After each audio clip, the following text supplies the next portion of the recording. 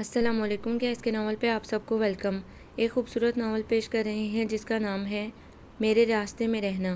Novel کی writer ہیں سائمہ اکرم۔ چلیے چلتے ہیں ناول کی جانب۔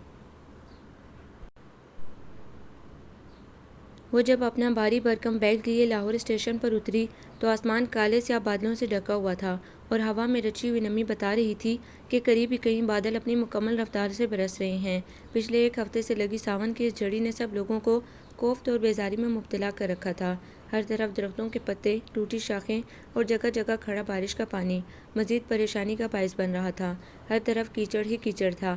حالانکہ اماں نے کتنا کہا تھا کہ ساون کا موسم گزر جائے تب اپنا کورس کرنے لاہور چلی جانا، لیکن اس کی ضد تھی کہ ندا اور اس کا چونکہ یہ مشترکہ پروگرام تھا اور ندا پچھلے 3 دن سے لاہور میں اس کا انتظار کر رہی تھی۔ ان کی کلاسز کا باقاعدہ آغاز سوموار سے ہونا تھا جبکہ آج ہفتہ تھا، اس لیے جمعے کی شام اماں کے نہ کرنے کے باوجود وہ اسٹارٹ کر کے اسٹیشن پر تھی۔ میاں چنو سے لاہور کا فاصلہ بھی تو کئی گھنٹوں کا تھا۔ ساری رات بارش ہوتی رہی تھی۔ وہ جب کھڑکی کو اوپر کرتی تاکہ اندر کا حبس ختم ہو، بارش کی تیز بوچھاڑ اندر آ کر اسے بھگو دیتی۔ اس کے ساتھ بیٹھی ایک عمر رسیدہ خاتون نے تو اسے اچھا خاصا جھاڑ دیا تھا، جس کی وجہ سے اس نے دوبارہ کھڑکی کو ہاتھ لگانے کی جرأت نہیں کی تھی۔ صبح موسم کی تیزی میں خاصی تبدیلی آ گئی تھی۔ ننھے سرسبز پودے سرخوشی کے عالم میں جھوم رہے تھے۔ دہاڑے نظر تیز رفتار گاڑی سے بھاگتے دوڑتے کھیت اور سبزہ آنکھوں کو بہت بھلا لگ رہا تھا۔ گاڑی ایک ویران اسٹیشن پر رکی تو چاروں طرف سرسرانے والی ہوائیں مہکی مہکی ہو رہی تھیں۔ وہ گاڑی سے اتری اور ادھر ادھر وارث بھائی کی تلاش میں نظریں دوڑائیں۔ ہر طرف باندھ باندھ کے لوگ تھے اور سر ہی سر نظر آ رہے تھے، حالانکہ ان کا تقریباً آخری ڈبہ تھا اور اسٹیشن سے کافی پیچھے ہی رکا تھا۔ ہلکی ہلکی بوندا باندی شروع ہو گئی تھی۔ وہ بارش کی بوندوں سے بچنے کے لیے سامنے لگے شیشم کے درخت کے نیچے کھڑی ہو گئی۔ ساتھ ہی چائے کا اسٹال تھا جس پر خاصا رش تھا۔ وہ گھنے پیڑ کے نیچے بنی سنگ مرمر کی خالی بینچ پر بیٹھ گئی۔ اس کی متلاشی نظریں لوگوں کے ہجوم میں وارث بھائی کو ڈھونڈ رہی تھیں، جن کو اماں نے فکر مندی سے پتہ نہیں کتنی دفعہ یاد دہانی کروائی ہوگی۔ وارث بھائی اس کے تایا کے اکلوتے بیٹے تھے۔ پچھلے دنوں میاں چنو آئے اور اسے کامیابی سے ووکیشنل انسٹی ٹیوٹ چلاتے دیکھ کر خاصے متاثر ہوئے تھے۔ انہی کے مشورے پر نیلم نے انٹیریئر ڈیکوریشن کے مزید 1-2 کورسز کرنے کا فیصلہ کر لیا تھا۔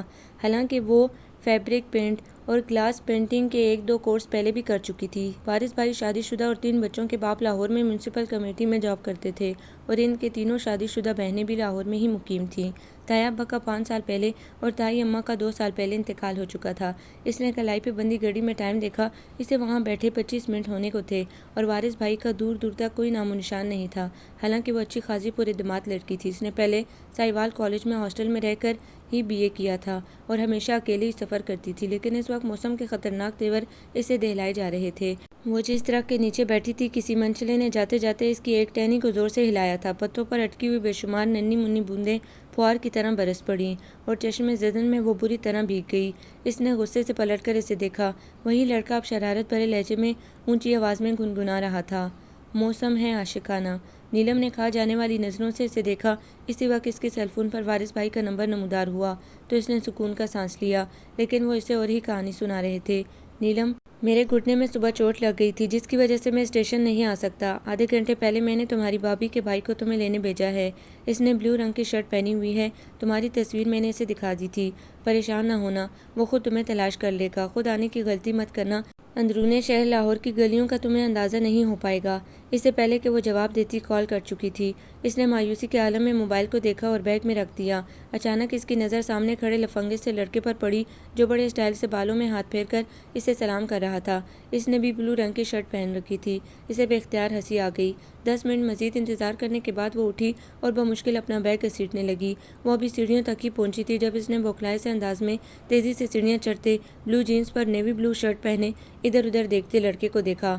وہ بھی اسے دیکھ کر ٹھٹکا تھا اور پھر جھجکتے ہوئے اس کے پاس آ کر بولا، آپ نیلم مرتضیٰ ہیں؟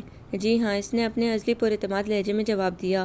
تھینکس گاڈ، اس سے پہلے 2 لڑکیوں سے بری طرح جھاڑ کھا چکا ہوں اور ان میں سے ایک نے کہا کہ یہ لڑکیوں سے لفٹ لینے کا پرانا اور فرسودہ طریقہ ہے۔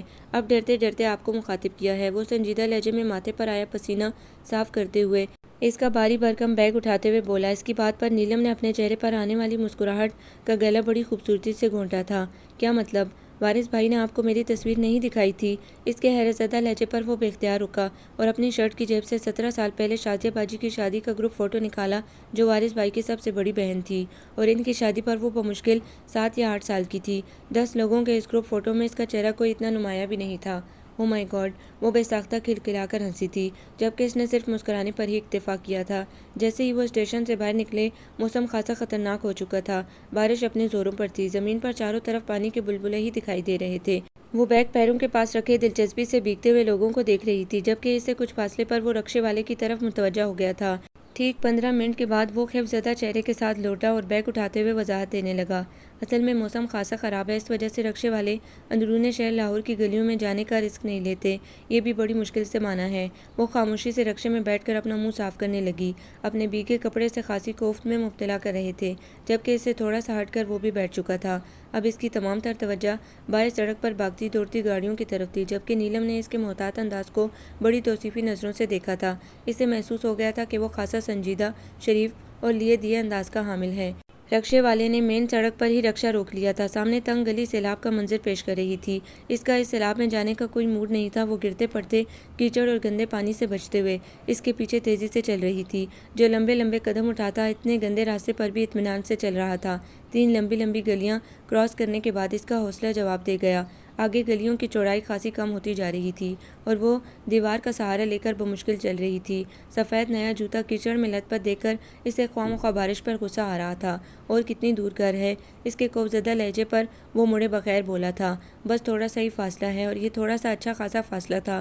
وہ شل ٹانگے لیے اب بمشکل چل رہی تھی، جب سبز رنگ کے بدرنگ لکڑی کے دروازے کے سامنے وہ رکا اور پہلی دفعہ پیچھے مڑ کر بڑے سنجیدہ انداز میں کہا، میں نے کہا نہیں تھا بس تھوڑا سا فاصلہ ہے، اور ساتھ ہی دروازہ کھول کر اندر داخل ہوا۔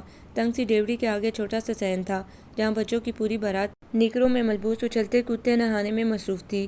اس کی طرف دیکھتے ہی چند بچوں نے نعرہ لگایا، عاشر ماموں آ گئے، عاشر ماموں آ گئے۔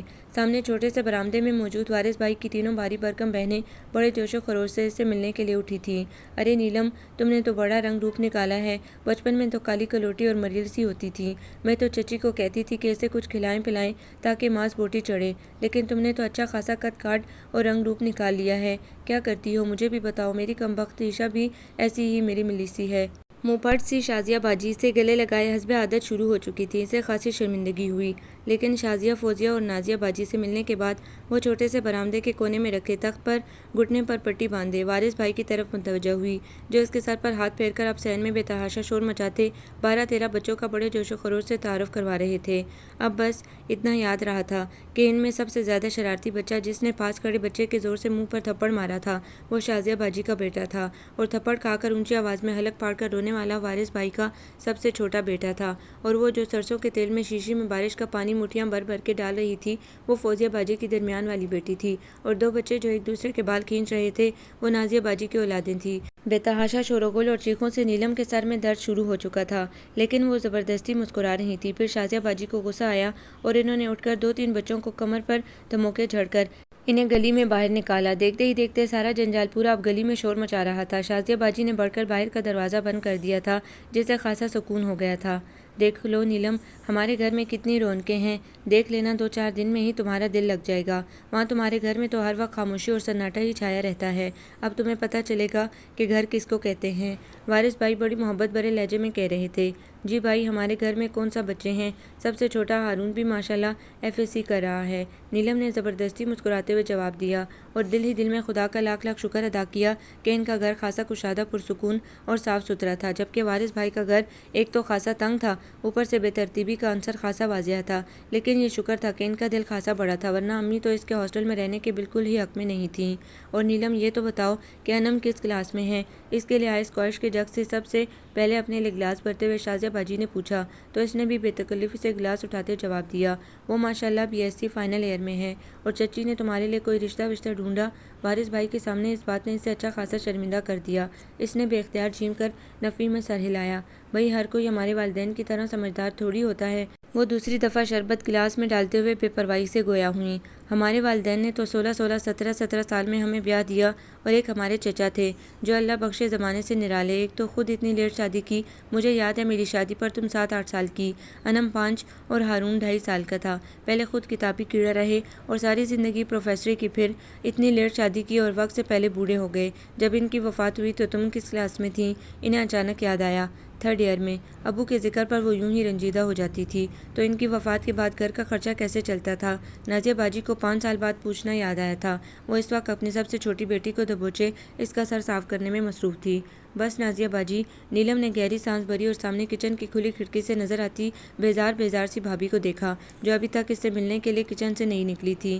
وارث بھائی اور ان کی تینوں بہنوں سمیت کسی کو بھی یہ خیال نہیں آیا تھا کہ ان کی اکلوتی بھاوج کہاں ہے۔ ہاں بھائی، کیسے چلا گھر کا خرچ؟ شازیہ باجی کو بھی تجسس ہوا۔ نیلم نے ان کے خاصے بھاری بھرکم وجود کو دیکھتے ہوئے سادگی سے جواب دیا، ابو جی کی وفات کے بعد ان کی پینشن اور 2 دکانوں کا کرایہ آ جاتا تھا۔ پھر آپ کو پتہ تو ہے کہ ہمارا گھر ماشاءاللہ 10 12 مرلے کا ہے۔ اس کا اوپر والا پورشن امی نے کرائے پر دے دیا تھا۔ دوسرے امی کو بھی اپنے والدین کی طرف سے جائیداد میں حصہ ملا تھا۔ ان کے حصے میں آنے والی چند ایکڑ زمین کو ماموں نے ٹھیکے پر دے دیا۔ ہر سال ان کا اچھا خاصا ٹھیکہ آ جاتا تھا۔ بس اللہ کا ٹھیک ٹھاک فضل رہا، اور اب تو میں نے اور امی نے مل کر گھر میں دستکاری اسکول کھول لیا ہے، وہ بھی ماشاءاللہ ٹھیک چل رہا ہے۔ اس کا مطلب ہے کہ تم لوگوں کی تو 5 انگلیاں گھی میں ہیں۔ شازیہ باجی ٹھٹکا لگا کر ہنسی تو وہ بے اختیار شرمندہ ہو گئی۔ اسے اپنے ماتھے پر پسینے کے قطرے محسوس ہونے لگے۔ بس اللہ کا کرم ہے۔ ہاں بھائی، چچا ہمارے خوش قسمت تو شروع سے تھے۔ ابا بتاتے ہیں کہ ان کے مزاج میں خاصی نفاست اور رکھ رکھاؤ تھا، شروع سے ہی ہاسٹلوں میں رہے، کاروبار سے انہیں چڑ تھی۔ خدا نے بیوی بھی امیر گھر کی پڑھی لکھی دے دی اور صاف ستھری اولاد بھی۔ ساری زندگی انہوں نے جھانک کر بھی بڑے بھائی کا حال نہ پوچھا، اپنی دنیا میں مگن رہے، اوپر سے بیوی بھی ہم مزاج مل گئی۔ ہماری شادی میں میرے سسرال والے بار بار کہہ رہے تھے، شازیہ تمہاری چچی بڑی خوبصورت اور مزاج والی لگتی ہے۔ تب اللہ بخشے اماں کہنے لگی، ساری بات پیسے کی ہے، پیسہ ہاتھ میں ہو تو مزاج میں نفاست خود بخود ہی آ جاتی ہے۔ شازیہ باجی نے ٹھنڈی آہ بھری تو کچن میں کھڑے ہاتھ دھوتے عاشر کو دیکھ کر اس نے شرمندگی سے پہلو بدلا اور سر جھکا کر فرش کو گھورنے لگی، جس کا جگہ جگہ سے سیمنٹ اکھڑا ہوا تھا۔ برآمدے کے کونے میں رکھے تخت پر لیٹے وارث بھائی اب صافہ منہ پر پھیلائے سو چکے تھے، جبکہ وہ تینوں بہنیں اسے گھیرے بیٹھی تھیں، جبکہ اس کا شدت سے دل چاہ رہا تھا کہ اٹھ کر صابن سے منہ ہاتھ تو دھو ہی لے۔ چارپائی پر وہ اور شازیہ باجی بیٹھی تھیں۔ ان کے پاس گول تکیہ تھا جس کا غلاف خاصا میلا تھا، جس کے ساتھ ٹیک لگائے وہ بار بار اپنے نئے لون کے سوٹ کی سلوٹیں دور کر رہی تھی۔ شوخ رنگ والا یہ سوٹ ان کی شخصیت سے قطعاً میچ نہیں کر رہا تھا، حالانکہ وہ 4 بچوں کی ماں تھی۔ ان کی سب سے بڑی بیٹی بھی 15 سال کی تھی۔ سامنے والی چارپائی پر فوزیہ باجی نیلے رنگ کے لون کے سوٹ میں پھنسی بیٹھی تھی۔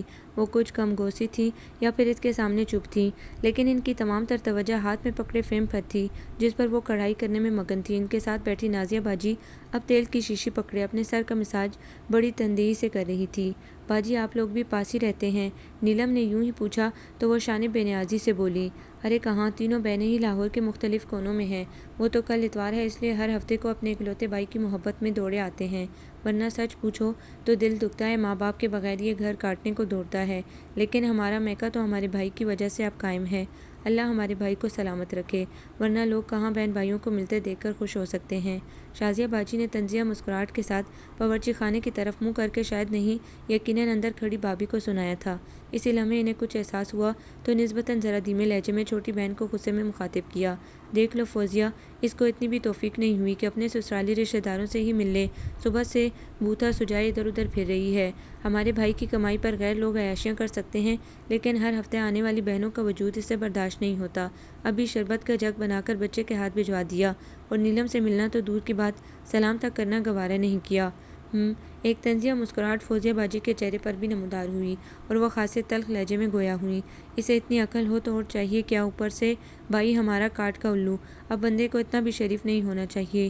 نیلم نے حیرت سے فوزیہ باجی کو دیکھا، جن کے بارے میں اس کا اندازہ تھا کہ خاصی معصوم، شریف اور کم گوسی لگتی ہیں، نہ ساس نہ سسر نہ کوئی کواری نند، اپنے گھر میں عیش کر رہی ہے، پھر بھی ماتھے کے بل دور نہیں ہوتے۔ بس قسمت کی بات ہے کہ اللہ کیسے کیسوں کے بھاگ کھول دیتا ہے۔ ایک ہمارے ماں باپ نے تینوں بیٹیوں کو بڑے پورے خاندانوں میں اٹھا کے دے دیا، رہنا پڑے نا اسے میری سسرال میں تو لگ پتہ جائے، یہ میرا ہی حوصلہ ہے جو وہاں گزارا کر رہی ہوں۔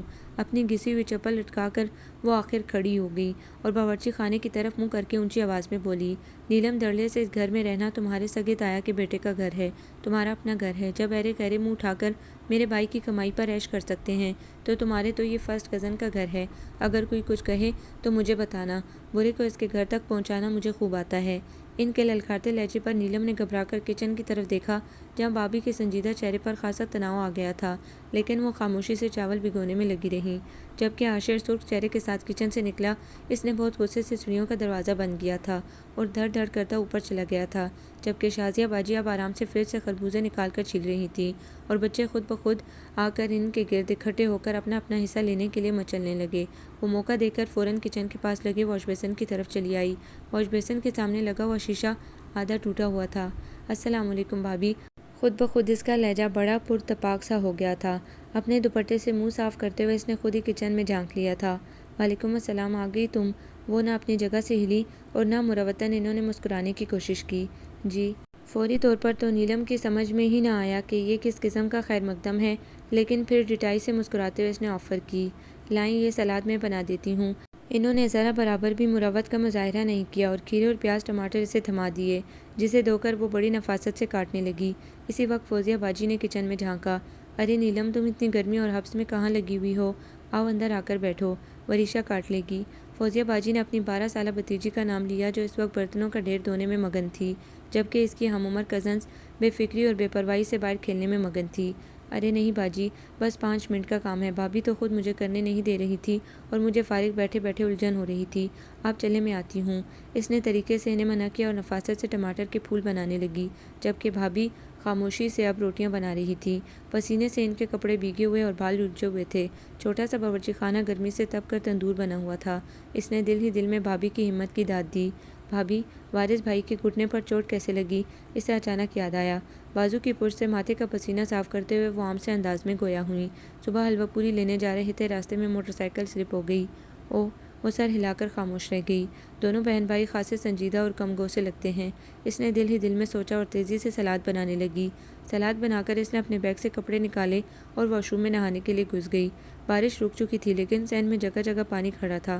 وہ کافی دیر بعد نہا کر نکلی تو برآمدے میں بچھی چٹائی پر کھانا لگ چکا تھا اور سارے بچے خلاف عادت خاموش اور سکون سے بیٹھے تھے۔ باہر نکلتے ہی اسے ماحول کی سنگینی کا احساس ہوا۔ بھابھی کا چہرہ غصے سے سرخ تھا، جبکہ شازیہ باجی خاصے خراب موڈ میں بول رہی تھی۔ پہلے تو اسے کسی بات کی سمجھ ہی نہیں آئی۔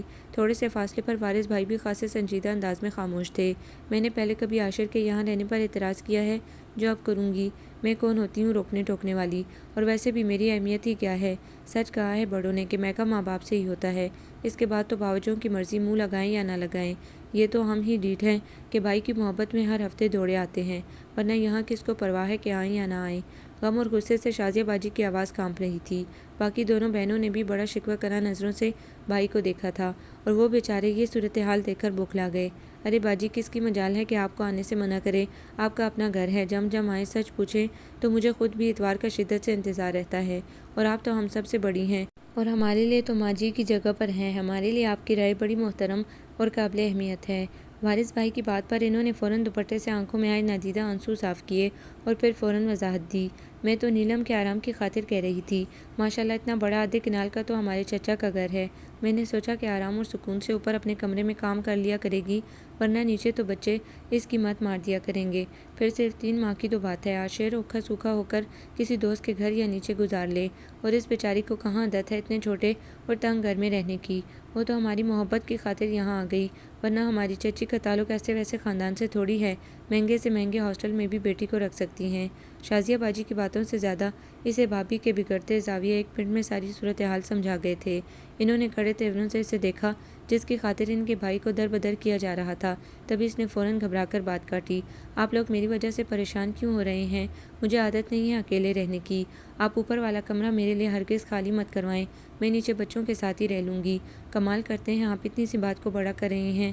فٹافٹ کھانا شروع کریں اور میرے لیے بالکل فکر مند مت ہوں۔ میرا تو ویسے بھی زیادہ وقت انسٹی ٹیوٹ میں گزرے گا اور شام کو تھک ہار کر چھت پر اکیلے کمرے میں رہنے کی نہ تو مجھ میں ہمت ہے اور نہ حوصلہ۔ نہ بابا نہ، میں نیچے بھابھی اور وریشہ کے ساتھ ہی ٹھیک ہوں۔ اس کے ہلکے پھلکے انداز پر وارث بھائی نے بہت ممنون نظروں سے دیکھا تھا، جبکہ بھابھی کے چہرے کے تاثرات میں بھی واضح تبدیلی آئی تھی۔ البتہ اپنی بات رد کرنے پر شازیہ باجی کا مزاج کچھ بگڑ گیا تھا۔ انہوں نے خواہ مخواہ ساتھ بیٹھے اپنے بیٹے کو تھپڑ لگا دیا تھا۔ کھانا ختم ہوتے ہی بھابھی اور وریشہ برتن اٹھانے لگیں، جبکہ تینوں بہنیں سستی سے وہیں نیم دراز ہو گئی تھیں۔ بھابھی نے برتن سمیٹے ہی چائے کا پانی چولہے پر رکھ دیا تھا۔ ذکیہ، چائے میں دودھ ذرا زیادہ ڈالنا، صبح بھی تم نے پانی جیسے دودھ والی چائے پلا کر طبیعت ہی بے سواد کر دی تھی۔ فوزیہ باجی نے کسلمندی سے لیٹے لیٹے کچن میں تھکی آ رہی بھابھی کو مخاطب کیا، جو حسب سابق خاموشی سے اپنے کام میں مگن رہیں۔ نیلم نے بڑی حیرت سے ان کے حوصلے اور صبر کا مظاہرہ دیکھا۔ ان کے جاتے ہی شازیہ باجی نے ادھر ادھر دیکھ کر نسبتاً دھیمے مگر تلخ لہجے میں کہا، نیلم تم بہت بیوقوف ہو۔ میں ذکیہ کے سارے جہان کے نکمے، کامچور اور مسٹنڈے بھائی کو یہاں سے نکالنے کا منصوبہ بنا رہی تھی۔ تم نے سارا منصوبہ ہی چوپٹ کر دیا۔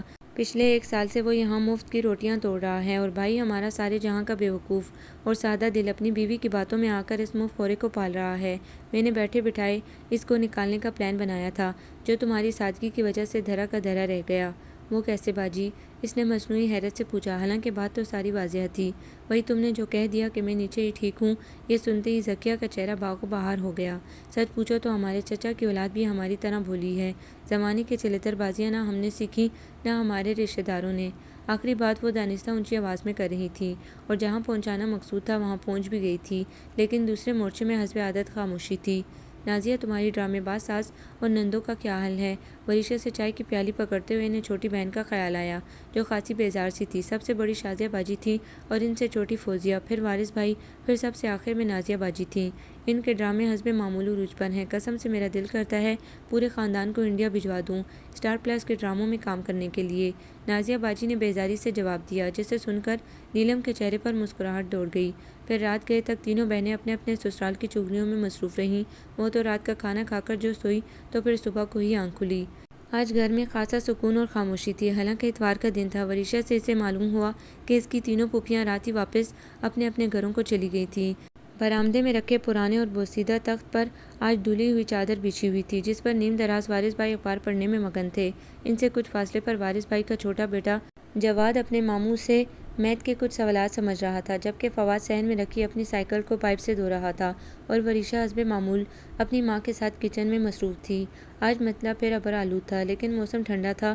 پورا گھر بھابھی نے پائپ لگا کر دھویا تھا، جو صاف ستھرا اور چمک رہا تھا۔ منہ ہاتھ دھو کر اور برش کر کے وہ سیدھی کچن میں ہی آ گئی تھی، جہاں بھابھی پراٹھے بنانے میں، جبکہ وریشہ آملیٹ بنانے کے لیے پیاز کاٹ رہی تھی۔ وہ سلام کر کے فریج سے ٹھنڈی پانی کی بوتل نکالنے لگی۔ بھابھی، آپ وریشہ کو اپنے ساتھ لگائے رکھتی ہیں، اس کی پڑھائی کا حرج نہیں ہوتا؟ انہوں نے مڑ کر اسے غور سے دیکھا، اور پھر سنجیدہ لہجے میں بتانے لگی، شروع میں خاصا منع کرتی تھی، لیکن یہ زبردستی ہر کام میں گھستی تھی۔ اب سچ پوچھو تو میں خود بھی لالچ کرنے لگی ہوں۔ میرے چھوٹے چھوٹے کئی کام نپٹا دیتی ہے، اور مجھے بھی کچھ آسرا ہو جاتا ہے۔ نیلم نے خاموشی سے اسے چھری اور پیاز پکڑی اور کاٹنی شروع کر دی۔ ان سے باتیں کرتے کرتے آملیٹ بنا لیا اور سنک میں پڑے گندے برتن دھونے شروع کر دیے۔ بھابھی نے مڑ کر اسے دیکھا اور سپاٹ لہجے میں کہا، رہنے دو، میں دھو لوں گی۔ چھوڑیں بھابھی، میں مہمان تھوڑی ہوں۔ اس نے برتن دھو کر ریک میں رکھے اور صافی سے ہاتھ صاف کرنے لگی۔ اتنے میں وریشہ ناشتہ باہر چٹائی پر لگا چکی تھی۔ وہ خاموشی سے باہر آ کر بیٹھ گئی۔ وارث بھائی کے تینوں بچے خاصے سمجھدار اور کم گو تھے، بڑے سلجھے ہوئے انداز میں اپنے باپ کے گرد بیٹھے ناشتہ کر رہے تھے۔ عاشر بھی ناشتہ کرتے ہوئے وارث بھائی سے حالات حاضرہ پر تبصرہ کر رہا تھا۔ اس کا مطالعہ خاصا وسیع اور دلائل بڑے مؤثر تھے۔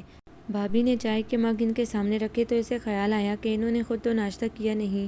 آئیے بھابھی، آپ بھی ناشتہ کریں نا، اس نے خلوص دل سے کہا، تو وارث بھائی نے ہنستے ہوئے جواب دیا، وہی تمہاری بھابھی ساری دنیا سے نرالی ہیں۔ جب ساری دنیا ناشتہ کر لے گی تو بچا کچا پھینکنے کے بجائے یہ خود کھا لیں گی، اور یہی ان کا ناشتہ ہوگا۔ یہ تو بہت بری بات ہے۔ اس نے فوراً ہاٹ پاٹ سے ایک پراٹھا نکالا اور پلیٹ میں آملیٹ ڈال کر ان کا بازو پکڑ کر بٹھایا۔ بیٹھیں، پہلے ناشتہ کریں، کام ہوتے رہیں گے۔ اس کے پرخلوص لہجے پر وہ بری طرح چونکی، پھر نہ جانے کیا سوچ کر ان کے درمیان آ بیٹھی اور خاموشی سے لقمے توڑنے لگی۔ نیلم، کل میں تو صبح صبح دفتر کے لیے نکل جاؤں گا، کل تم عاشر کے ساتھ اپنے انسٹی ٹیوٹ چلی جانا، یہ تمہیں بتا دے گا کہ کہاں کہاں سے وین تمہیں مل جائے گی اور کس اسٹاپ پر اترنا ہوگا۔ اس کے بعد تمہیں اکیلے ہی آنا جانا ہوگا۔ جی بھائی ڈونٹ وری، مجھے کوئی مسئلہ نہیں ہوگا، بس ایک دفعہ سارے راستے دیکھ لوں۔ اس نے چائے پیتے ہوئے انہیں تسلی دی۔ ناشتہ کرتے ہی بھابھی نے برتن سمیٹنے شروع کر دیے۔ اس نے بیگ سے کپڑے نکال کر لوہے کی الماری میں سیٹ کیے۔ اس کے حصے میں جو کمرہ آیا تھا وہ پہلے بچوں کا تھا، لیکن بھابھی نے اسٹور سے کافی سارا سامان اوپر والے کمرے میں منتقل کروا دیا تھا اور اسٹور تقریباً خالی کر کے اندر 2 چارپائیاں بچھا دی تھیں اور جواد اور فواد کو وہ کمرہ دے دیا تھا، جبکہ وریشا تو پہلے ہی ان کے کمرے میں سوتی تھی۔ نیلم نے اپنے کمرے کا جائزہ لیا۔ پورے کمرے میں ایک کرسی اور میز کے علاوہ لوہے کی الماری تھی اور کمرے میں سنگل پلنگ پر شاید بھابھی نے نئی چادر بچھائی تھی۔ کم چیزیں ہونے کی وجہ سے کمرہ خاصا کھلا اور کشادہ لگ رہا تھا۔ الماری سیٹ کرنے کے بعد اس نے اپنے سیل فون پر امی سے تفصیلاً بات کی۔ وہ اس کی غیر موجودگی سے کافی اداس تھیں۔ انم اور ہارون بھی کافی یاد کر رہے تھے۔ فون پر بات کر کے جب وہ باہر نکلی تو کافی اداس تھی۔ بھابھی تخت پر سبزی کی ٹوکری رکھے سبزی کاٹنے میں مگن تھی۔ پاس ہی عاشر کوئی کتاب پڑھنے میں مگن تھا، جبکہ وارث بھائی شاید گھر میں نہیں تھے۔ تھوڑے سے فاصلے پر وریشا اپنے اسکول کا ہوم ورک کر رہی تھی۔ اس نے شاید اسے باہر آتے نہیں دیکھا تھا، تبھی کتاب سے سر اٹھائے بغیر بولی تھی، مما شکر ہے کہ اس اتوار کو پھپھو لوگ یہاں نہیں ہیں۔ نیلم باجی کی وجہ سے وہ ہفتے والے دن ہی آ گئیں، ورنہ آج کا سارا دن بھی برباد ہو جانا تھا۔ اوپر سے شازیہ پھپھو کی ایمن جب آتی ہے کبھی میرے کلرز تو کبھی میری پونیاں چرا کر لے جاتی ہے۔ وریشا، بھابھی نے تنبیہی لہجے میں سے پکارا۔ وہ نیلم کو سامنے دیکھ کر بوکھلا گئی تھی۔ عاشر نے بھی پریشانی سے پہلے ان دونوں کو اور پھر وریشا کو دیکھا، جو اپنے کام میں مگن بے خبر بول رہی تھی۔ کیا ہے مما، آپ بھی بس مجھے ہی ڈانٹتی رہتی ہیں، ان کے بچوں کو کچھ نہیں کہتی۔ شازیہ پھپھو اور فوزیہ پھپھو جب دیکھو آپ کی برائیاں کر رہی ہوتی ہیں اور آپ اتنی گرمی میں ان کے لیے کھانا بنا رہی ہوتی ہیں، مجھے اس بات پر بہت غصہ آتا ہے۔ بھابھی نے اپنے پاس تخت پر آ کر بیٹھی نیلم کو پریشانی سے دیکھا، جو فالتو چھری اٹھا کر بھنڈیاں کاٹنے لگی تھی، اور بے پرواہی سے وریشا سے مخاطب ہوئی۔ اور وریشا گڑیا کو کس بات پر غصہ آتا ہے؟ وریشا نے کاپی سے جھٹکے سے سر اٹھایا۔ اسے سامنے دیکھ کر اس کا رنگ بڑی تیزی سے اڑا تھا۔ وہ ایک دم خاموش ہو گئی تھی۔ بھئی اس کا سادہ سا حل ہے، آپ یوں کیا کرو کہ جس دن ایمن نے آنا ہو اپنے سارے کلرز اور پونیاں میرے کمرے والی الماری میں چھپا دیا کرو، نہ اس کو نظر آئیں گی نہ وہ اٹھا کر لے جائے گی۔ چھوڑو نیلم، یہ تو ایسے ہی فضول بولتی رہتی ہے، خود ہی ادھر ادھر رکھ کر بھول جاتی ہوگی، اور پھر شازیہ باجی کی ایمن کو کس چیز کی کمی ہے جو ایسی حرکتیں کرے گی؟ بھابھی نے فوراً صفائی دی اور وریشا کو غصے سے گھورا، لیکن نیلم نے ان کی بات کو بے پرواہی سے اڑایا۔ جانے دے بھابھی، بچے جھوٹ نہیں بولتے، اور پھر آپ کے بچے تو ماشاءاللہ خاصے تمیز والے اور سلجھے ہوئے ہیں۔ وریشا تو خاصی حساس اور ذمہ دار بچی ہے، باتیں وہ کچھ غلط بھی نہیں کر رہی، بس میں نہیں چاہتی کہ گھر میں کوئی فساد پڑے۔ پھر وارث خاصے چھوٹے دل کے ہیں، وہ بہت زیادہ گھبرا جاتے ہیں، کوئی جو کرتا ہے کرے، خود ہی بھرے گا، اللہ تو جانتا ہے نا۔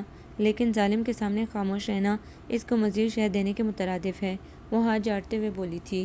عاشر نے کتاب چھوڑ کر اسے غور سے دیکھا، جو واش بیسن پر ہاتھ دھونے میں مگن تھی۔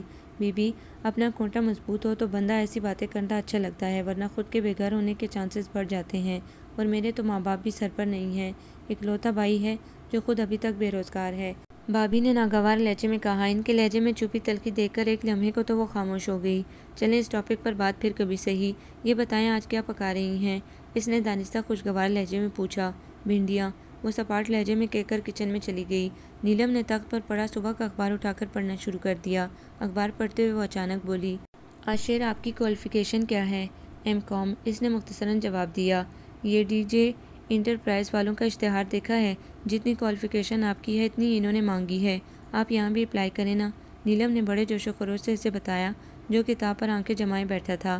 اس نے سر اٹھا کر بھی نہیں دیکھا اور بڑے سنجیدہ اور سپاٹ لہجے میں کہا، میں نے پچھلے 3 ماہ سے یہ دکھاوے کے فرمان پڑھنا چھوڑ دیے ہیں، جن کو جاب ملنی ہو انہیں ویسے ہی مل جاتی ہے، پھر اپنا وقت اور پیسہ برباد کرنے کا فائدہ لے۔ یہ کیا بات ہوئی؟ اس کا مطلب ہے کہ انسان اپنے ہاتھ پر ہاتھ رکھ کر بیٹھ جائے اور کوئی کوشش نہ کرے۔ نیلم کو اس کی بات قطعاً پسند نہیں آئی تھی۔ محترمہ، آپ کو پتہ ہے کہ کوشش کس چڑیا کا نام ہے؟ میں نے آئی کام، بی کام اور ایم کام میں تینوں دفعہ بورڈ میں پوزیشن لی تھی۔ ایک بندہ جو اسکول، کالج اور یونیورسٹی میں ہمیشہ ٹاپ کرتا رہا ہو، اسے اکثر انٹرویو میں صرف اسی وجہ سے ریجیکٹ کر دیا جائے کہ وہ کسی مضبوط ریفرنس سے نہیں آیا۔ آپ اس کو کہہ رہی ہیں کہ کوشش کی جائے؟ سبحان اللہ محترمہ، پچھلے 1 سال سے بے شمار انٹرویوز اور ٹیسٹ دینے کے بعد اب میرے پاس مزید فالتو پیسہ نہیں ہے جو میں ویگنوں کے کرائے اور ڈاکومنٹس فوٹو اسٹیٹ کرنے والوں کے حوالے کر دوں۔ کسی کو بات کہہ دینا بہت آسان ہوتا ہے۔ وہ تلخ لہجے میں 2 ٹوک انداز سے بات کر کے ڈیوڑی کی طرف چل پڑا، جہاں سے سیڑھیاں اوپر چھت کی طرف جاتی تھیں۔ نیلم ہکا بکا اسے دیکھتی رہ گئی۔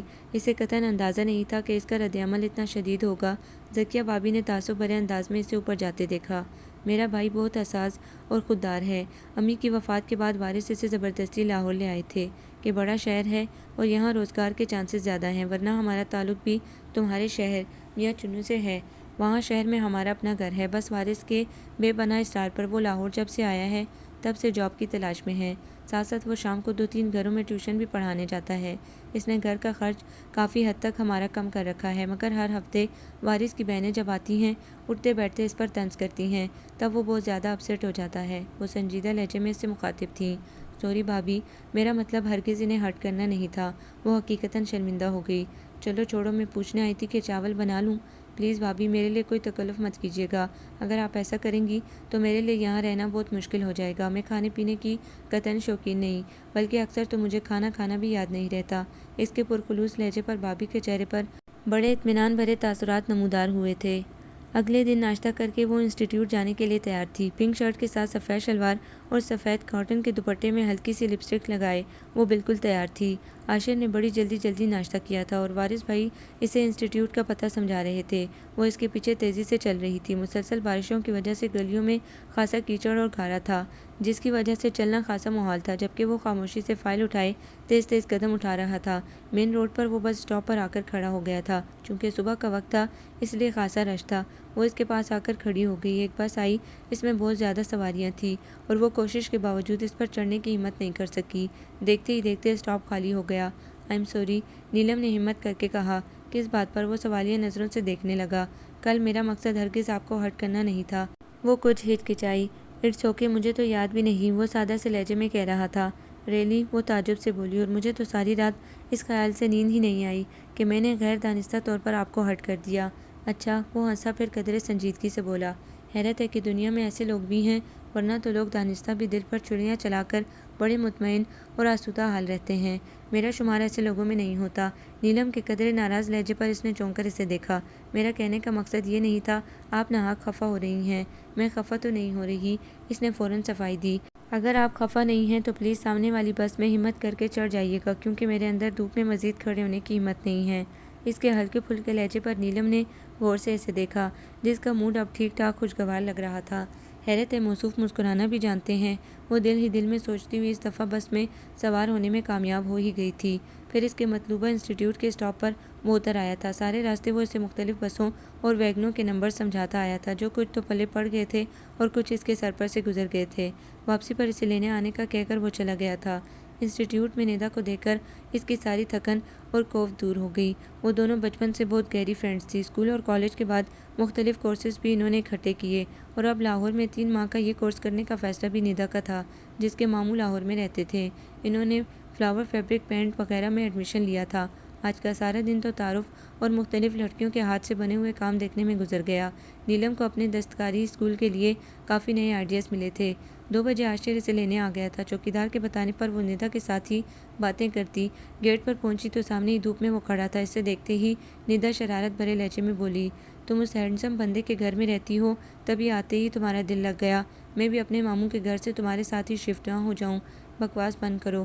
نیلم نے اس کے کندھے پر اپنا بھاری بھرکم بیگ مارا تو وہ بلبلا اٹھی۔ اتنے ڈیشنگ بندے کے لیے تو میں گولی کھانے کو بھی تیار ہوں۔ تمہارا بیگ کیا چیز ہے؟ ندا کی شوخی اور ڈٹھائی عروج پر تھی۔ نیلم نے گھور کر اسے دیکھا، جو اب مشرق کی لڑکی بنے ادھر ادھر دیکھتے ہوئے خود کو بے پرواہ شو کر رہی تھی۔ نیلم کو اس کے انداز پر بے ساختہ ہنسی آ گئی۔ جلدی سے خدا حافظ کہہ کر وہ عاشر کی طرف بڑھ گئی، جبکہ پیچھے سے ندا دانت کچکچاتے ہوئے آہستگی سے بولی تھی، کمبخت، میرا تعارف تو کروا دیتی۔ جبکہ وہ سنی انسنی کر کے آگے بڑھ گئی۔ دل ہی دل میں ندا کی حالت کا سوچ کر اسے خوب ہنسی آ رہی تھی۔ واپسی کا سفر بڑی خاموشی سے کٹا تھا۔ گھر پہنچتے پہنچتے اسے راستوں سے کچھ نہ کچھ تو واقفیت ہو ہی گئی تھی۔ گھر پہنچی تو کھانا تیار تھا اور بچے بھی آ چکے تھے، جو بھابھی کی لائی ہوئی خریداری کو بہت جوش و خروش سے دیکھ رہے تھے۔ بھابھی سیل بازار سے بچوں کے لیے کچھ لون کے سوٹ اپنی ہمسائی کے ساتھ جا کر لائی تھی، اور وریشا بار بار اپنے سوٹ اپنے ساتھ لگا کر دیکھ رہی تھی۔ نیلم باجی اچھے ہیں نا؟ وہ معصومیت سے پوچھ رہی تھی۔ جی مائی ڈیئر، بہت خوبصورت ہیں، بالکل وریشا گڑیا جیسے۔ نیلم کے جواب پر وہ بری طرح جھم گئی، جبکہ بھابھی ایک سوٹ اس کی طرف بڑھاتے ہوئے بولی، یہ مہنگا تو نہیں ہے، لیکن میں نے اپنے لیے لیا تھا، بس تمہارے لیے بھی کٹوا لیا۔ اس نے اشتیاق بھرے انداز میں بلو چھوٹے چھوٹے پھولوں والے پرنٹ کا سوٹ پکڑ کر دیکھا، جس کا کپڑا اتنا بھی عام سا نہیں تھا، البتہ پرنٹ زیادہ پیارا تھا۔ کمال کرتی ہیں بھابھی، اتنا خوبصورت سا سوٹ ہے اور خلوص دل سے خریدا ہوا گفٹ جیسا بھی ہو بہت قیمتی ہوتا ہے۔ وہ اپنا سوٹ لے کر اپنے کمرے میں آ گئی اور پھر کھانا کھا کر اور نماز پڑھ کر جو سوئی تو آنکھ شام کو ہی کھلی۔ وارث بھائی آ چکے تھے، اسے دیکھ کر خوش دلی سے سارے دن کا احوال پوچھنے لگے۔ بھابھی آٹا گوندھ رہی تھیں۔ ان کے سنجیدہ اور سپاٹ چہرے کو دیکھتے ہوئے اس نے سوچا کہ بعض چہرے بھی دھوکہ دے جاتے ہیں۔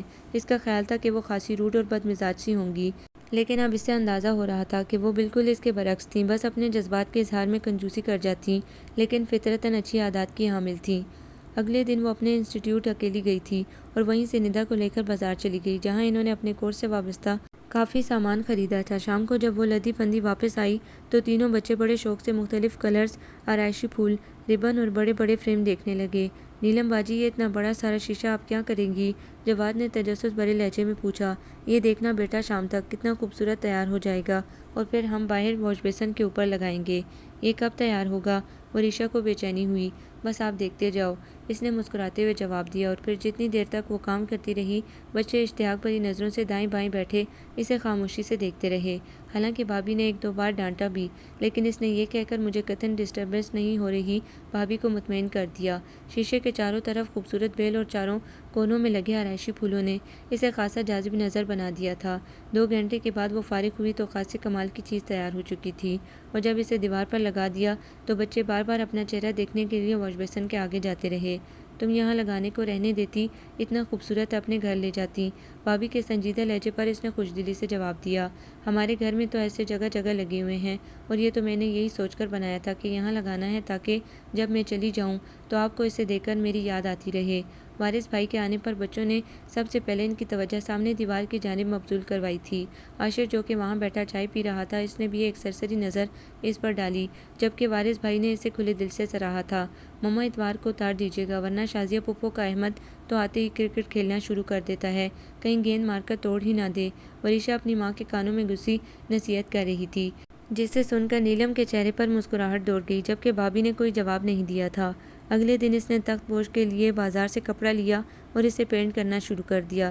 2 دن میں بہت خوبصورت کور تیار ہو چکا تھا اور اسے بچھا کر دیکھ رہی تھی جب بھابھی کچن سے نکلی۔ نیلم پلیز تم اپنی محنت اور پیسہ اس گھر کی چیزوں پر ضائع مت کرو۔ جو کچھ تم بنا رہی ہو اور سیکھ رہی ہو، ان چیزوں کو سنبھال کر رکھو، اپنے گھر میں استعمال کرنا یا جہیز کے لیے رکھ لو۔ بھابھی کے خشک لہجے پر وہ ایک لمحے کو خاموش ہو گئی اور پھر پھیکے لہجے میں زبردستی ہنستے ہوئے بولی، بھابھی پلیز آپ مائنڈ نہ کریں، اصل میں میری امی بہت سگڑ اور سلیقہ مند خاتون ہیں۔ ان کے ہاتھ میں جو صفائی ہے وہ تو اگلے 10 سالوں میں بھی میرے ہاتھ میں نہیں آ سکتی۔ وہ بہت کامیابی سے کئی سالوں سے اپنے گھر میں دستکاری اسکول چلا رہی ہیں، اور یہ تخت پوش جو میں نے پینٹ کیا ہے وہ تو کھڑے کھڑے 10 نوکس اس میں نکال دیں گی۔ میں تو اپنا شوق آپ کے گھر میں پورا کر رہی ہوں، ورنہ امی تو مجھے ہرگز اسے بچھانے نہ دیں۔ وہ تو شکر ہے کہ آپ کو اس کام سے زیادہ واقفیت نہیں ہے، ورنہ جس دن امی آپ کے گھر آئیں تو بیٹھے بیٹھے آپ کو بھی ڈانٹ دیں گی کہ اس پور لڑکی کی چیزیں سجانے کی ضرورت کیا تھی۔ نہیں خیر، یہ تو تم غلط بات کر رہی ہو، مجھے بے شک ان چیزوں سے زیادہ واقفیت نہیں، لیکن تمہارے ہاتھ میں جتنی صفائی اور نفاست ہے وہ تو دور ہی سے نظر آ جاتی ہے۔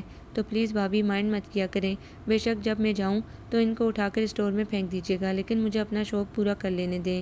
اس کے لہجے میں اتنی التجا تھی کہ بھابھی کندھے اچکا کر رہ گئیں، تو نیلم نے سکون کا سانس لیا۔ اس دن شام تک ان کے اڑوس پڑوس سے جو ہمسائی بھی آئی اس کا تخت پوش مرکز نگاہ بنا، بلکہ سامنے والی خاتون نے تو بطور خاص اپنی بیٹیوں کو بھی دیکھنے بھیجا اور پھر اپنی بڑی بیٹی کے جہیز کے لیے بیڈ شیٹ کی بکنگ بھی کروا لی۔ ڈھیروں توصیفی جملوں نے اس کا اعتماد خاصا بڑھا دیا تھا۔ اگلے دن اتوار تھا، وہ ندا کی خصوصی فرمائش پر صبح صبح وارث بھائی کے ساتھ اس سے ملنے مسلم ٹاؤن چلی گئی۔ ارادہ تو یہی تھا کہ 2-3 گھنٹوں میں واپس ہو جائے گی، وہاں جا کر اسے ٹائم گزرنے کا پتہ ہی نہیں چلا۔ شام کو واپس آئی تو تخت پوش غائب تھا۔ بھابھی چپ چپ اور وریشا کی رو رو کر آنکھیں سوجی ہوئی تھیں۔ گھر میں داخل ہوتے ہی ایک کھچاؤ اور نہ سمجھ میں آنے والی خاموشی نے اسے چونکا دیا۔ بھابھی یہ وریشا کو کیا ہوا ہے؟ اس کے حیرت بھرے لہجے پر وارث بھائی نے بے ساختہ آنکھیں چرائی تھیں، جبکہ اخبار پڑھتے عاشر نے چونک کر اسے دیکھا۔ وریشا گڑیا کیا ہوا ہے چندا؟ اس نے پیار سے اسے پچکارا، جو اس کی طرف دیکھتے ہی ایک دفعہ پھر رو پڑی تھی۔ وریشا بس کرو ورنہ مار پڑے گی تمہیں، بھابھی کچن سے ناگوار لہجے میں بولی تھی۔ پلیز عاشر اسے پارک تک لے جاؤ اور آئس کریم بھی کھلا دینا، مجھے نہیں جانا، وہ ضد بھرے لہجے میں بولی تھی۔ بھابھی آخر ہوا کیا ہے؟ اس کے اصرار بھرے لہجے پر بھابھی نے لب بھیجے تھے اور خشک لہجے میں کہا، کچھ نہیں سے عادت ہے خواہ مخواہ رونے کی، آخر کوئی وجہ بھی تو ہوگی۔ نیلم نے تیزی سے بات کاٹی۔ وجہ کیا ہونی ہے، وہ پھٹ پڑی۔ صبح شازیہ باجی اور فوزیہ باجی آئی تھی۔ میں نے تو نہیں، اس نے خود ہی ان کی بیٹی ایمن کو بتا دیا کہ ماما میرے لیے 2 سوٹ لائی ہیں، اور جب میں نے سوٹ دکھائے تو ایمن مچل گئی کہ وریشا کے ریڈ سوٹ جیسا میں نے بھی لینا ہے۔ شازیہ باجی نے وہی رکھ لیا اور کہہ دیا کہ وریشا کے لیے اور لے آئیے گا، بس تب سے رو رو کر برا حال کر رکھا ہے۔ وارث نے کہا بھی ہے کہ اگلے مہینے تنخواہ آنے پر اپنی بیٹی کو 2 سوٹ لے کر دوں گا، لیکن کسی طور نہیں مان رہی۔ حالانکہ ضد تو نہیں کرتی، آج پتہ نہیں کیا ہو گیا ہے، وہ خاصے چڑچڑے لہجے میں بولی تھی۔ اور جو شازیہ پھپھو نے ہمارا کلرفل تختپوش بھی لے لیا اور آپ کا سوٹ بھی، وریشا نے روتے ہوئے ایک اور اطلاع دی تو اس نے چونک کر تخت دیکھا جس پر پرانی سی چادر بچھی ہوئی تھی۔ بھابھی کا چہرہ سپاٹ تھا، جبکہ وارث بھائی بھی بالکل خاموش تھے۔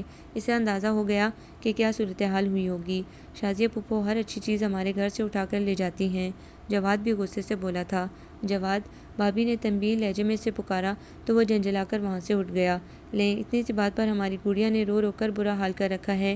نیلم کو حقیقتاً دکھ ہوا تھا، لیکن دانستہ خود پر قابو پا کر اس نے وریشا کو اپنے ساتھ لگایا اور پیار کیا۔ وہ تخت پوش تو ویسے بھی مجھ سے اچھا نہیں بنا تھا، دیکھنا ہم کل اسے بھی اچھا ڈیزائن بنائیں گے۔ اور وہ جو آپ کا ریڈ سوٹ تھا نا، وہ سچی بات ہے کہ مجھے بالکل بھی اچھا نہیں لگا تھا۔ میں آپ کو ایک بہت خوبصورت پنک کلر کا سوٹ پینٹ کر دوں گی، اور دیکھنا ویسا پیارا سوٹ کسی کے پاس بھی نہیں ہوگا، ٹھیک؟ نیلم نے اسے بہلایا اور وہ بہل بھی گئی۔ سچی نیلم باجی، اسے یقین نہیں آیا تھا۔ ہاں واقعی، بلکہ تختپوش بعد میں، آپ کا سوٹ پہلے تیار ہوگا۔ نیلم نے اس کے پھولے پھولے گالوں پر پیار کرتے ہوئے یقین دلایا تو اس کی آنکھوں میں خوشی کے ننھے ننھے ستارے جگمگانے لگے۔ رات کو کھانا کھانے کے بعد اس نے اپنا ادھورا کام مکمل کیا۔ کسی کام سے وہ باہر آئی تو کچن کے دروازے کے پاس آصر جم کر کھڑا تھا۔ اس کی پشت صحن کی طرف تھی۔ اندر بھابھی برتن دھو رہی تھی۔ وہ پیالی میں پانی ڈالنے کے لیے واش بیسن کے پاس پہنچی تو عاشر کی دھیمی مگر ناراض آواز اس کے کانوں سے ٹکرائی۔ آپ وارث بھائی کی بہن کو منع نہیں کر سکتی تھیں کہ یہ وریشا کا سوٹ ہے، اٹھا کر انہیں دے دیا۔ ان کا تو شروع سے یہ تماشا ہے، اس گھر کی ہر اچھی چیز پر اپنا حق سمجھتی ہیں۔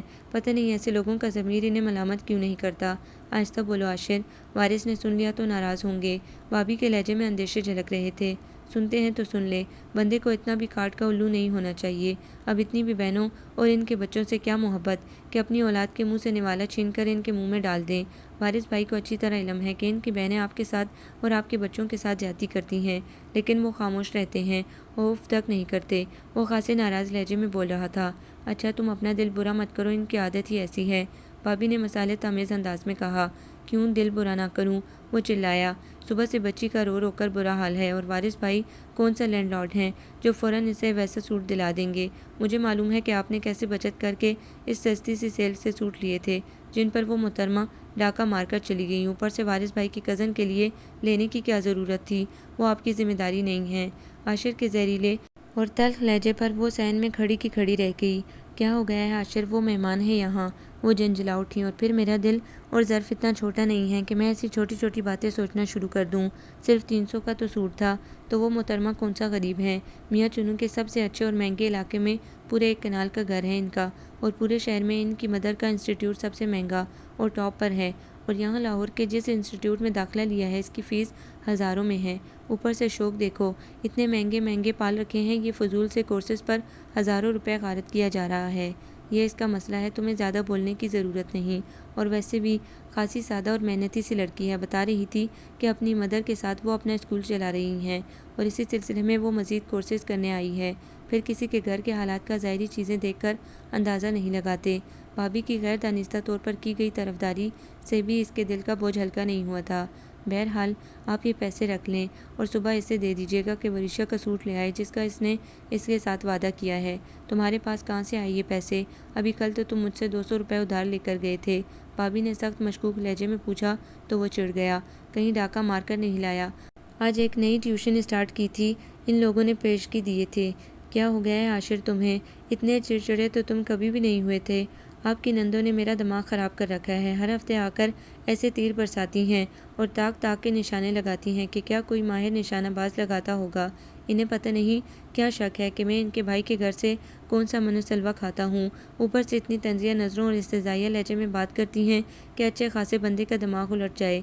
हालांकि अगर मैं अकेला रहूँ तो मेरा बिल्कुल इतना खर्च ना हो जितना इस घर में रहते हुए हो रहा है।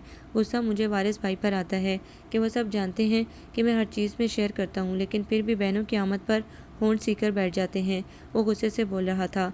आज न जाने इसका मूड इतना ख़राब क्यों था। हालांकि नीलम ने कभी इसे इतना बोलते नहीं देखा था।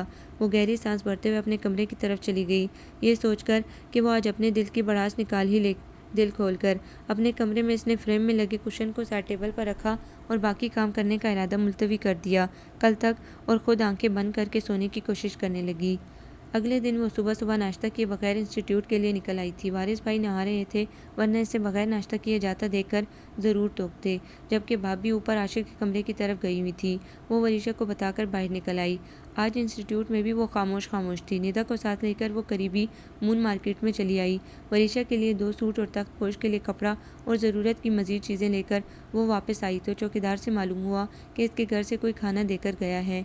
जाना पहचाना टिफ़िन देखकर इसे खासी हैरत हुई। यकीनन वारिस भाई देकर गए होंगे। वो अक्सर दोपहर में खाना खाने घर आ जाते थे। इसने मुतमईन होकर टिफ़िन खोला तो कड़ी पकौड़ों की खुशबू चारों तरफ फैल गई। शाम 4 बजे वो घर पहुंची तो सिर्फ बच्चे घर में थे। अपने लिए 1 कप चाय का बनाकर इसने वरीशा के सूट का नाप लेकर बड़ी महारत से इसे काटा और अपने कमरे में लगे बड़े फ्रेम पर अपना काम शुरू कर दिया, जबकि वरीशा बड़ी दिलचस्पी और शौक से इसे काम करता देख रही थी। भाभी ने पड़ोस से आकर इसके कमरे में झांका तो वो अपने काम में खासी मगन थी। वो खामोशी से फालसे का शरबत इसके पास रख गई थी। रात 9 बजे तक वरीशा की शर्ट बिल्कुल तैयार थी, सिर्फ सिलाई का काम बाकी रह गया था। इस सारे मरहले में वो 1 मिनट के लिए भी नहीं उठी थी। वरीशा भी इसे मुख्तलिफ कलर्स उठा उठा कर दे रही थी। काम करने के बाद शर्ट इसने सूखने के लिए रख दी और इसी वक्त भाभी ने रात के खाने पर बुलाने के लिए अंदर झांका। ज़बरदस्त, बहुत खूबसूरत बना है और कलर स्कीम भी बहुत उम्दा है। भाभी का बेसाख्ता तौसीफी लहजा इसकी सारी थकन उतार गया, जबकि वरीशा भागकर वारिस भाई को भी बुला लाई थी। इसकी खुशी दीदनी थी।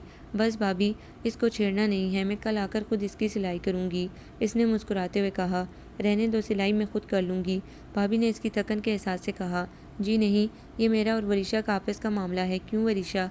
जी मामा, बस नीलम बाजी खुद सिएंगी, वरीशा ने भी फ़ौरन कहा। भाई नीलम, तुम तो बहुत कमाल का काम करती हो, एक आध सूट हमारी मिसेज को भी ऐसा बना देना। वारिस भाई के खुशगवार लहजे पर भाभी ने हैरत से इन्हें देखा। शुक्र है बाबा ने अम्मी का भी नाम लिया, वरना मेरा ख्याल था कि वो कहेंगे कि शाजिया पुप्पो और फौजिया पुप्पो का भी बना देना। जवाद खासा मुँह फटता, इसका अंदाज़ा नीलम को हो गया था। हाँ तो वो भी तो तुम्हारी नीलम पुप्पो की बहनें हैं, वारिस भाई ने दानिस्ता हल्के फुल्के लहजे में कहा, जबकि भाभी अब तक जवाद को गुस्से से घूर रही थी। आशिर के चेहरे पर अलबत्ता जवाद के जुमले से एक लुत्फानंदोज़ होने वाली मुस्कुराहट दौड़ी थी। नीलम बाजी हमारी पुप्पो नहीं है, वो हमारी बाजी हैं, वरीशा ने मुंह बनाकर नहीं इतला दी। बेटा वो आपके बाबा की बहन है तो आपकी पुप्पो हुई ना, वारिस भाई ने समझाया। जी नहीं, हम एक और पुप्पो अफोर्ड नहीं कर सकते। वरीशा के बेसाख्ता कहने पर सब हंस पड़े थे। नीलम ने फ़ौरन इसे अपने साथ लगाया। हाँ हाँ, मुझे भी कोई शौक़ नहीं पुप्पो बनने का, मैं तो वरीशा, जवाद और फवाद की या तो नीलम बाजी हूँ या फिर नीलम खाला, है ना, इसने भी मुस्कुराते हुए कहा। तो भाभी ने बेसाख्ता चौंक कर इसे देखा। हाँ हाँ, नीली खाला ठीक है, जवाद ने फ़ौरन कहा तो बाकी दोनों बच्चों ने भी तायीद की। वारिस भाई का मूड खासा खुशगवार था, वो इनकी बातें सुनकर हंसते रहे। भाभी चाय बनाने के लिए उठ गई थी। आशिर ने सुबह का बासी अखबार उठा लिया था। नीलम बेटा, कितने पैसे लगे हैं वरीशा के सूट पर? वारिस भाई ने वॉलेट निकालते हुए बज़ाहिर सरसरी अंदाज में पूछा। क्या करते हैं वारिस भाई? इसे झटका ही तो लगा था। क्या ये बच्चे मेरे कुछ नहीं लगते? इसके शिकवा भरे अंदाज पर वो ठिठक गए। प्लीज़ ऐसा करके मुझे ये एहसास मत दिलाएं कि मैं इस घर में बिल्कुल अजनबी हूँ, और मेरे खुलूस का मजाक मत उड़ाएं प्लीज़। इसके लहजे में पता नहीं क्या बात थी। वारिस भाई ने अपना वॉलेट दोबारा जेब में रख लिया। इसने अपनी आंखों में आने वाले आंसू को छुपाने के लिए फ़ौरन वॉश बेसिन की तरफ दौड़ लगाई। पूरे 5 मिनट बाद वो मुँह हाथ धोकर वज़ू करके आई तो आशिर ने इसकी सुर्ख आंखों को गौर से देखा, जबकि वो नमाज़ पढ़ने का बहाना करके कमरे में आ गई थी। फिर दोबारा बाहर नहीं निकली। 1 घंटे बाद वरीशा आइसक्रीम का कप लेकर अंदर दाखिल हुई। आशिर मामू लेकर आए थे। मामा ने कहा कि आपका हिस्सा अंदर दे आऊँ, आप खा लो बेटा, मेरा बिल्कुल भी दिल नहीं कर रहा। इसके मोहब्बत भरे लहजे पर वरीशा ने ठिठक कर इसे देखा। नीली खाला, आप रोई हैं? नहीं जानू, बस वज़ू करते हुए साबुन आंखों में चला गया था। इसने फ़ौरन इसे मुतमईन किया और वो कुछ देर बैठकर फिर बाहर चली गई तो नीलम ने लाइट बंद करके आंखें बंद कर लीं। अगले दिन वो तैयार हो रही थी जब भाभी ने अंदर झांका। नीलम, नाश्ता करके जाना, कल भी तुम वैसे ही चली गई थी, फिर दोपहर को मुझे आशिर की मिन्नतें करना पड़ी। रहने देती भाभी, इसने मुस्कुराते हुए कहा اور دوپٹہ سلیقے سے اوڑھنے لگی۔ کیوں رہنے دیتی؟ سارا دن بھلا خالی پیٹ گزارا ہوتا ہے، پھر تمہاری تو شام 4 بجے تک واپسی ہوتی ہے۔ بھابھی کے کیئرنگ انداز پر نیلم نے حیرت سے انہیں دیکھا، جو کچن کی طرف مڑ گئی تھی۔ سچی بات تھی کہ اسے ان کا یہ انداز اچھا لگا تھا۔ اس دن وہ انسٹیٹیوٹ سے جلد واپس آ گئی تھی۔ پہلے وریشا کا سوٹ سلائی کیا اور پھر دوسرا سوٹ ٹائی اینڈ ڈائی میں خوبصورت رنگوں میں ڈائی کیا اور پھر اسے سکھایا، اور یوں رات گئے تک وہ مصروف رہی۔ نیلم جب کبھی فارغ ہو تو میرا یہ کاٹن کا سوٹ بیکار پڑا ہے، اس کو بھی ڈائی کر دینا۔ بھابھی نے آف وائٹ کلر کا ایک سوٹ اس کے سامنے رکھا۔ ہاں ہاں کیوں نہیں، پہلی فرصت میں ہی کر دوں گی۔ اسے بھابھی کی فرمائش اچھی لگی تھی۔ اگلے 2 دن اس نے میز پوش اور کرسیوں کے کشن پینٹ کرنے میں گزارے اور برآمدے کے کونے کے لیے بہت خوبصورت وال ہینگنگ بنایا تھا۔ ایک تو بیکار چیزوں پر ڈیکوریشن کر کے بہت خوبصورت شہکار تیار کر لیے تھے، وہ سارا دن مصروف رہتی تھی۔ اب تو بھابھی کے اڑوس پڑوس سے اکثر خواتین اس کا کام دیکھنے آ جاتی تھیں اور خوب سراہتی تھیں۔ اتوار والے دن وریشا نے صبح صبح اس کا تیار کردہ سوٹ نہا کر پہن لیا تھا۔ شازیہ باجی جو سب سے پہلے پہنچی تھی، ان کی تو آنکھیں پھٹی کی پھٹی رہ گئیں وریشا کو دیکھ کر۔ نیلم تمہیں میری ایمن یاد نہ آئی؟ ان کے طنزی انداز پر وہ ہنس پڑی۔ ارے باجی، ابھی تو بہت دن آپ کے سر پر سوار ہوں، اسے بھی بنا دوں گی۔ اور یہ والا تخت پوش تم نے زیادہ خوبصورت بنایا ہے۔ ان کے چہرے سے حسد چھلک رہا تھا۔ وریشا نے خوفزدہ نظروں سے چائے بناتی ماں کو اور پھر نیلم کو دیکھا۔ یہ تو میری دوست ندا نے ذکیہ بھابھی کو گفٹ کیا ہے اور بڑے اصرار سے یہاں بچھا کر گئی تھی۔ نیلم نے بڑی صفائی سے جھوٹ بولا تھا۔ موٹر سائیکل دھوتے عاشر نے غور سے اسے دیکھا، جو بڑی عمدگی سے جھوٹ بول رہی تھی۔ وہ آج صبح سے وارث بھائی کی بائک کے پیچھے پڑا ہوا تھا، اور پھر فوزیہ باجی اور نازیہ باجی کو اکٹھے آتے دیکھ کر اس نے حیرت سے سوچا کہ تینوں بہنیں کیسے باقاعدگی سے اپنے گھروں سے ٹائم نکال لیتی ہیں۔ نازیہ باجی نے اپنے 6 ماہ کے بیٹے کو اٹھاتے ہوئے ادھر ادھر دیکھا اور طنزیہ لہجے میں بولی، شکر ہے کہ ہمارے بھائی کے گھر میں بھی کوئی سلیقہ نظر آیا۔ یہ ڈیکوریشن پیس کیا نیلم نے بنائے ہیں؟ شازیہ باجی ٹھٹھا لگا کر ہنسی۔ ظاہر ہے یہ ہمارے خاندان کی لڑکیوں کا ہی سلیقہ ہے، ورنہ بڑے لوگ دیکھے ہیں میں نے جن کو ٹانکا تک نہیں اٹھانا آتا، لیکن وہی پوڑ لڑکیاں اپنے گھروں میں راج کر رہی ہوتی ہیں۔ یہ تو ہمارے خاندان کی ہی سلیقہ مند مائیں تھیں، جنہوں نے اپنی بچیوں کو ہر ہنر میں طاق کر رکھا ہے۔ شازیہ باجی کے استہزائیہ لہجے کو نیلم نے بڑی ناگواری سے سنا، لیکن خاموش رہی۔ ادھر آؤ وریشا، تم تو بہت چمک رہی ہو، کتنا خوبصورت سوٹ ہے، کافی مہنگا لگ رہا ہے۔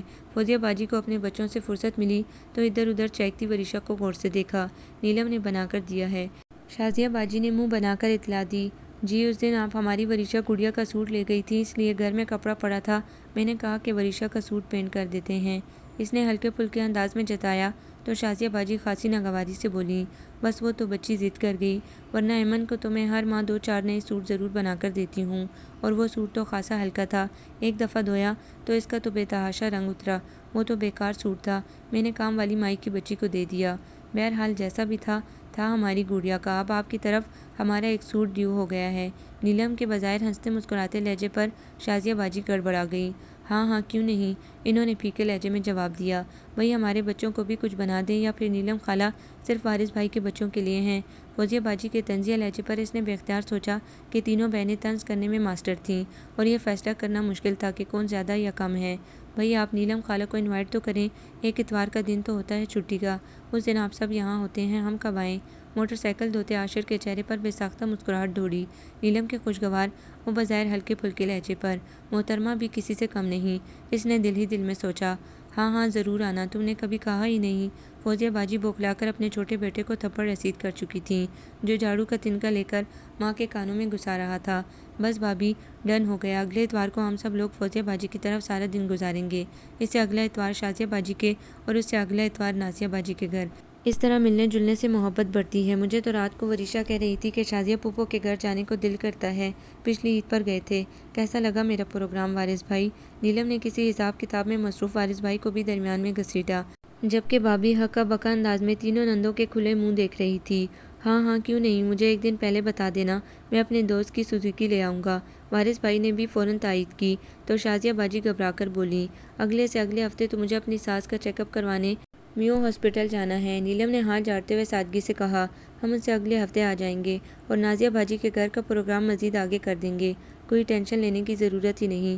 کچن میں کھڑی ذکیہ بھابی نے اپنے چہرے پر آنے والی مسکراہٹ کا گلا بڑی بے ساختگی سے گھونٹا تھا اور تھوڑا سا مڑ کر چاولوں کو دم پر رکھنے لگیں۔ شامی کباب کھانے کو دل کر رہا تھا۔ ذکیہ قیمہ نہیں پڑا فریج میں۔ شازیہ باجی کا موڈ خاصا آف ہو چکا تھا، لیکن فرمائش کرنا وہ نہیں بھولی تھی۔ ذکیہ بھابی کو اتنی گرمی میں یہ فرمائش خاصی ناگوار لگی تھی۔ وہ قیمہ تو میں نے کل کے لیے رکھا ہے۔ کل انسٹیٹیوٹ میں 1 ڈش پارٹی ہے نا، اور میں نے قیمہ بھرے کریلے بنا کر لے جانے ہیں۔ نیلم کی اطلاع پر ذکیہ بھابی نے حیرت سے اسے دیکھا کہ اس نے پہلے تو ذکر نہیں کیا تھا۔ اچھا، شازیہ باجی مایوس لہجے میں بولی۔ باجی آپ آج مزیدار دال چاول کھائیں اور شامی کباب ہم اگلے اتوار کو فوزیہ باجی کے گھر کھائیں گے۔ امی بتاتی تھیں تائی امی مرحومہ کے ہاتھ میں بڑا ذائقہ تھا، اور آپ تو ان کی بیٹیاں ہیں، یقیناً ان کا پرتو ہوں گی۔ جس دن ہم آپ کے گھر آئیں گے میں تو آپ کے ہاتھ کا بنا حلیم کھاؤں گی۔ نیلم کی فرمائش پر شازیہ باجی کے چہرے کا رنگ اڑا تھا۔ اس سے زیادہ دیکھنا عاشر کے بس میں نہیں تھا۔ وہ بمشکل اپنی ہنسی روکتا ہوا اوپر چلا گیا۔ کھانا کھانے کے بعد وریشہ اپنی ماں کے ساتھ چٹائی سے برتن اٹھانے لگی تو نیلم نے فوراً اس سے 2 سال بڑی ایمن کو پکارا، جو شیشے کے سامنے کھڑی تیسری دفعہ بال بنا رہی تھی۔ ایمن بیٹا، شاباشی، وریشہ کے ساتھ کچن میں برتن دھلواؤ، اور لائبہ آپ یہ سارا گند ڈسٹ بن میں ڈال کر آؤ، اور چائے تو آج ہم سب نازیہ باجی کے ہاتھ کی پئیں گے۔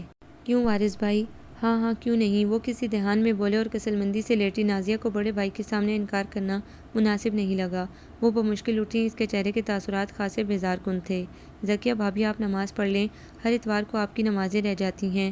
نیلم نے کندھے سے پکڑ کر انہیں باہر نکالا، جو پسینے میں بھیگی ہوئی تھی۔ شاباش، پہلے نہا کر کپڑے تبدیل کریں اور پھر نماز پڑھیں۔ لیکن انہوں نے ناگوار زاویے بناتی نازیہ کو دیکھ کر کچھ کہنا چاہا، لیکن نیلم نے ان کی بات کاٹ دی۔ فٹافٹ نکلیں، صبح سے آپ کچن میں گھسی ہوئی ہیں، جو اچھا خاصا دوپہر میں تندور بنا ہوتا ہے۔ اگلے لمحے وہ انہیں واش روم میں دھکیل چکی تھی۔ پانی سر پہ ڈالتے ہی انہیں کچھ طمانینت کا احساس ہوا تو دل ہی دل میں انہوں نے نیلم کو کئی دعائیں دیں۔ اس شام تینوں بہنیں مقررہ وقت سے پہلے ہی اپنے اپنے گھروں کو روانہ ہو گئی تھیں۔ رات کو کافی فراغت تھی۔ بجلی جانے پر وہ بھابی کے ساتھ چھت پر چلی آئی، جہاں 2 کمرے اور واش روم کے علاوہ صحن تھا۔ ارد گرد کی چھتیں ملی ہوئی تھیں اور منڈیر پر سے جھانکنے پر ہر طرف چھتوں پر رونقیں دکھائی دے رہی تھی۔ بھابی نے 2 چارپائیاں صحن میں بچھا دی تھی، ٹھنڈی ہوا چل رہی تھی۔ وہ بھابی کے ساتھ کچھ دیر تک واک کرتی رہی اور پھر چارپائی پر بیٹھ گئی۔ وریشہ نے بیٹھے ہی بڑے جوش و خروش سے کہا، نیلم خالہ، آج بہت مزہ آیا۔ ایمن کو تو برتن دھوتے ہوئے بہت غصہ آ رہا تھا اور وہ کہہ رہی تھی کہ اگلے اتوار کو وہ ماموں کے گھر نہیں آئے گی۔ تو کوئی بات نہیں، اگلے اتوار کو تو ویسے بھی ہم نے آپ کی فوزیہ پھپھو کے گھر جانا ہے، ذرا ایک دن ہم بھی مہمان نوازی کے مزے لوٹ کر آئیں۔ وہ ہنسی۔ تو کیا تم واقعی سیریس ہو جانے کے لیے؟ بھابی تعجب سے بولی۔ کمال کرتی ہیں بھابی، میں کیوں مذاق کرنے لگی؟ جب ہر ہفتے ان کا آنا فرض ہے تو ہمارا بھی حق ہے کہ ہم بھی ایک دن آرام اور سکون سے کہیں گزار کر آئیں۔ یہ کس حدیث میں لکھا ہے کہ شادی شدہ بہنیں ہر اتوار کو ضرور ہی اپنے بھائی کے گھر آئیں، اور نہ صرف آئیں بلکہ اٹھتے بیٹھتے طنز کے تیر بھی چلائیں اور مزے سے چارپائیاں توڑ کر اگلے بندے کے گھر سے ہر اچھی چیز بھی سمیٹ کر لے جائیں۔ وہ ہنسی اور پھر قدرے سنجیدگی سے بولی، ہیں تو وہ میری فرسٹ کزن، لیکن جو چیز غلط ہے وہ غلط ہے۔ مجھے تو ان کے اسٹائل دیکھ کر بہت غصہ آتا ہے۔ آپ پتہ نہیں کس دل سے صبر کرتی ہیں، اور پھر آپ کی خاموشی سے وہ خود کو حق بجانب سمجھتی ہیں۔ بندے کو اتنا بھی صبر والا نہیں ہونا چاہیے کہ اگلا بندہ ہر غلط بات اور ہر غلط چیز کو اپنا حق سمجھنا شروع کر دے۔ آپ ان کو کچھ کہتی کیوں نہیں ہیں؟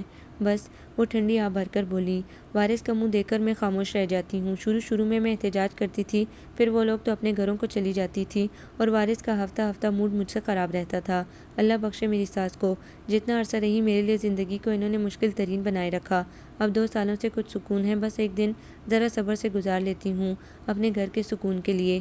بھابی نے پہلی دفعہ اپنے احساسات اس کے ساتھ شیئر کیے تھے، لیکن پھر بھی وارث بھائی کو تو کچھ خیال کرنا چاہیے۔ اتنی بھی بہنوں سے کیا محبت کہ بندہ بیوی بچوں کو پس پشت ڈال دے۔ نیلم کو غصہ آ گیا تھا۔ بس وہ کہتے ہیں کہ میں ان کا اکلوتا بھائی ہوں، اور بہنوں کو ماں کی وفات کے بعد یہ احساس نہ ہو کہ ان کا میکہ چھوٹ گیا ہے، اس لیے ان کو کچھ نہیں کہتا۔ لو، یہ عجیب منطق ہے، بلکہ اکلوتے بھائی کی بہنوں کی عقل مندی تو اس میں ہوتی ہے کہ اپنی بھابھی کے ساتھ بنا کر رکھیں تاکہ بھائی کے گھر کے دروازے ہمیشہ ان کے لیے کھلے رہیں۔ یہ کیا طریقہ ہے کہ ہر درمی سے کسی کے گھر آئیں، دوست کے ساتھ رہ کر بھی جائیں اور باتیں بھی سنا کر جائیں۔ ہر بندے کی برداشت کی ایک حد ہوتی ہے۔ آپ بھی صاف صاف سنا دیا کریں، ڈرنے کی ضرورت بالکل نہیں۔ ماشاءاللہ 2 بیٹیوں کی ماں ہیں آپ، اور پھر آپ کے بچے بھی اس ذاتی کو نہ صرف محسوس کرتے ہیں لیکن احتجاج بھی کرتے ہیں۔ نیلم کو حقیقتاً آج غصہ آ رہا تھا۔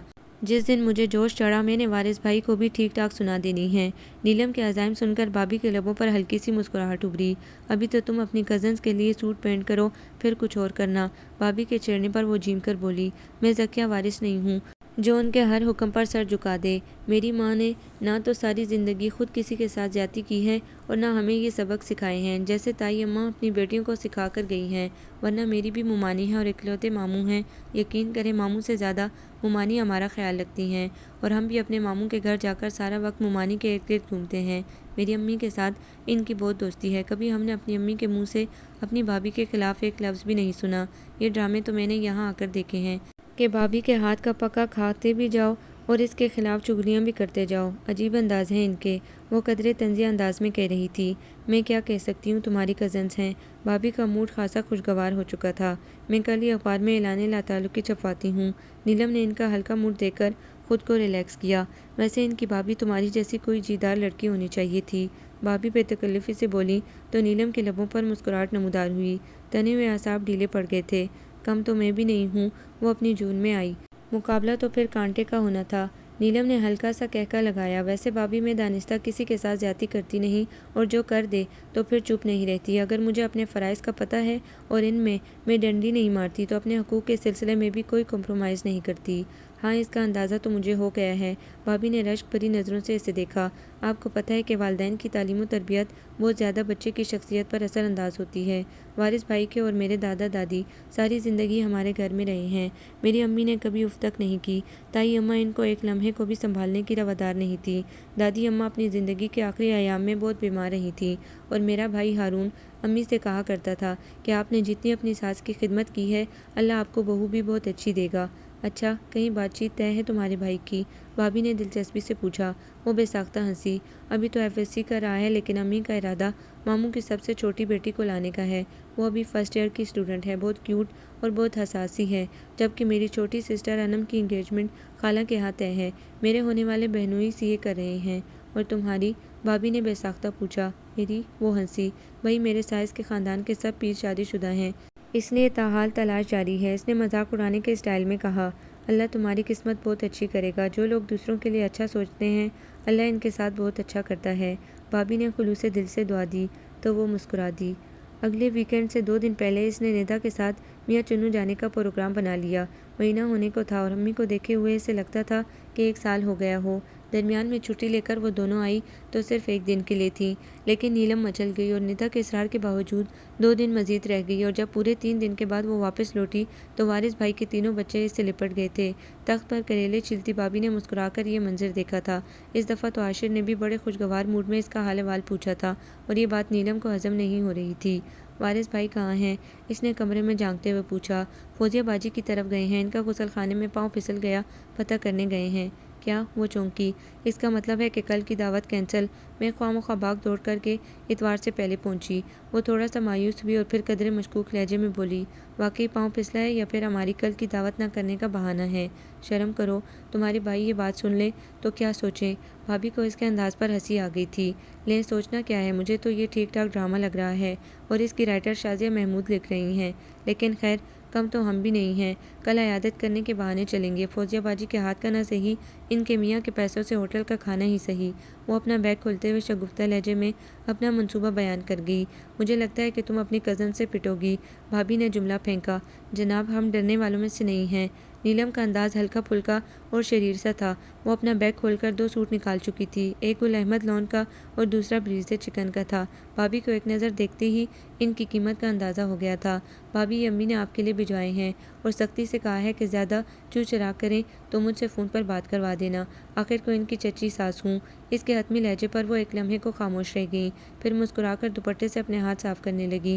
عاشر نے بھی غور سے سوٹوں کو دیکھا اور پھر اسے دیکھا جو بڑے سادہ انداز میں ایک اور پیکٹ نکال رہی تھی۔ بھابھی امی نے کافی عرصے سے خود کام کرنا چھوڑ دیا ہے، بس سکھاتی ہیں، لیکن وریشا کے لیے یہ ایپلک کا سوٹ انہوں نے پورے 3 دن لگا کر بنایا تھا اور کہہ رہی تھی کہ جب وہ پہنے تو موبائل پر اس کی ایک تصویر بنا کر مجھے ضرور دکھانا۔ اصل میں ہمارے گھر میں بچے نہیں ہیں نا، تو ان کو بہت شوق ہے اور بہت محبت اور خلوص سے انہوں نے بنایا ہے۔ ریڈ کلر کے فریش کلر پر آف وائٹ پیچ کلر کا بہت مہارت سے ڈیزائننگ کی گئی تھی اور ایک نظر دیکھنے میں ہی وہ کسی بوتیک کا مہنگا سوٹ لگ رہا تھا۔ نیلم خالہ کتنا پیارا ہے نا، وریشا کی خوشی دیدنی تھی۔ جی میری جان، لیکن آپ سے زیادہ پیارا نہیں۔ نیلم نے سوٹ اس کے ساتھ لگا کر سائز چیک کیا اور پھر دوسرے لفافے سے سفید کرتے نکالے۔ یہ جواد اور فواد کے لیے ہیں۔ نیلم یہ زیادتی ہے۔ بھابھی شرمندہ ہو گئی تھیں۔ چلیں، جو زیادتی ہوتی ہے اس کا آپ کو پتہ نہیں چلتا، اور جو محبت ہوتی ہے اس پر آپ زیادتی کا لیبل لگا رہی ہیں۔ بھائی یہ ظلم ہے۔ نیلم نے ٹھنڈی سانس بھری۔ ہاں بھابھی، اسے یاد آیا، اصل میں امی نے اپنی بوتیک کا کام بھی سٹارٹ کر دیا ہے اور لڑکیوں کی تعداد بھی زیادہ ہو گئی ہے، اور جو کام وہ اپنے لیے کرواتی ہیں ان میں سے اکثر گفٹ بھی کر دیتی ہیں۔ انہی لڑکیوں کی شادیوں پر تو یہ بیڈ شیٹ اور بیڈ روم سیٹ انہوں نے بنا کر رکھا تھا۔ وہ جو آپ کے سامنے والی سکینہ خالہ ہے نا، جن کی 5 بیٹیاں ہیں، میں نے امی سے ذکر کیا تھا، انہوں نے دیا ہے، آپ اپنی طرف سے انہیں دے دیجیے گا، ثواب ملے گا، یتیم بچیاں ہیں۔ بھابھی نے بہت غور سے اس کی بات سنی اور اپنے مخصوص مدھم لہجے میں کہا، تمہاری امی بہت نیک خاتون ہیں، اب تو میرا بھی بہت دل کر رہا ہے ان سے ملنے کو، اللہ ان کو اس کام کا اجر دے۔ انہوں نے بہت احتیاط سے وہ بھاری سیٹ اٹھا کر ایک سائڈ پر رکھا۔ انہیں حقیقتاً ان کے اس تحفے سے خوشی ہو رہی تھی۔ ہاں ضرور، آپ نیکسٹ ٹائم ہی چلیے گا میاں چنو، خوب انجوائے کریں گے، اور تب تک بچوں کی بھی چھٹیاں ہو جائیں گی، اس نے خلوص دل سے کہا۔ لیکن نیلم خالہ، اگلے اتوار کو تو ہم نے شازیہ پھوپھو کے گھر جانا تھا، وریشا نے یاد دلایا۔ کوئی بات نہیں بیٹا، اگلے ہفتے تک ان کے گھر سے بھی کوئی اطلاع آ جائے گی۔ ہماری قسمت میں آپ کی پھوپھیوں کے گھر کا کھانا نہیں۔ نیلم نے چائے کا گھونٹ بھرا اور مسکراتے ہوئے جواب دیا۔ تو بھابھی بے ساختہ ہنس پڑی۔ نیلم، تم کسی دن بہت مار کھاؤ گی۔ مجھے بھی یہی لگتا ہے، وہ تھوڑا سا جھک کر رازداری سے بولی تو عاشر کے لیے اپنی مسکراہٹ روکنا دشوار ہو گیا۔ بھئی ہنس لے، ہنسی صحت کے لیے بہت مفید ہوتی ہے۔ نیلم نے اس دفعہ ڈائریکٹ اسے مخاطب کیا تو وہ زیر لب مسکرا دیا۔ اگلے دن وہ انسٹی ٹیوٹ سے واپس آئی تو بھابھی بہت خوش تھیں۔ بچے اچھل رہے تھے اور مٹھائی کا ایک ڈبہ برآمدے میں رکھے تخت پر کھلا پڑا تھا۔ بھابھی کے چہرے پر پھیلی خوشی اور طمانینت اور لبوں پر بڑی محظوظ سی مسکراہٹ جگمگا رہی تھی۔ بھابھی خیریت؟ نیلم کے منہ سے بے ساختہ نکلا۔ ہاں ہاں کیوں نہیں، عاشر کو بہت اچھی جاب مل گئی ہے، بھابھی نے بہت بے تابی سے جواب دیا۔